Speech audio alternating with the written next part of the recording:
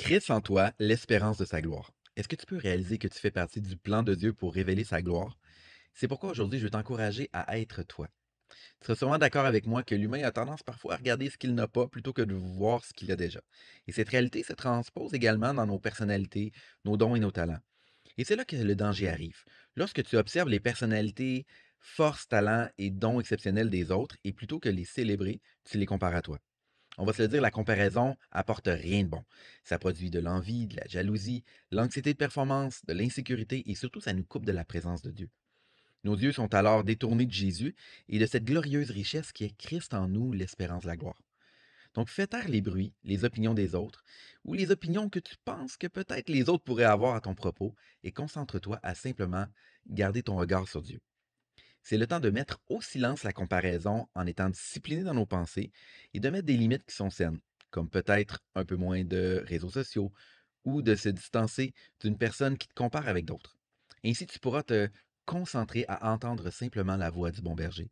Comme Jésus nous le dit dans Jean 10, 27, mes brebis entendent ma voix, je les connais et elles me suivent. La solution que le monde attend ne viendra pas en essayant d'être la saveur de quelqu'un d'autre, mais bien en étant simplement la meilleure version de toi-même. Je sais que ça peut paraître cliché, mais je vais te dire une grande vérité. La seule personne qui peut être toi, bien c'est toi. Ne cherche pas à te changer. Certes, on n'accepte pas nos défauts, on les corrige, mais on embrase notre personnalité avec authenticité. J'aime ce passage des Écritures quand Jésus s'adresse à deux frères qui étaient en train de lancer leur filet car ils étaient des pêcheurs. Il leur dit, suivez-moi et je ferai de vous des pêcheurs d'hommes. Je crois qu'il y a une clé ici. Jésus dit, suis-moi et je ferai de vous.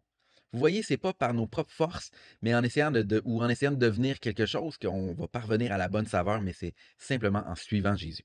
Dans Romains 12, 2, la Bible nous dit de ne pas nous conformer au siècle présent, mais plutôt de nous laisser transformer par le renouvellement de l'intelligence.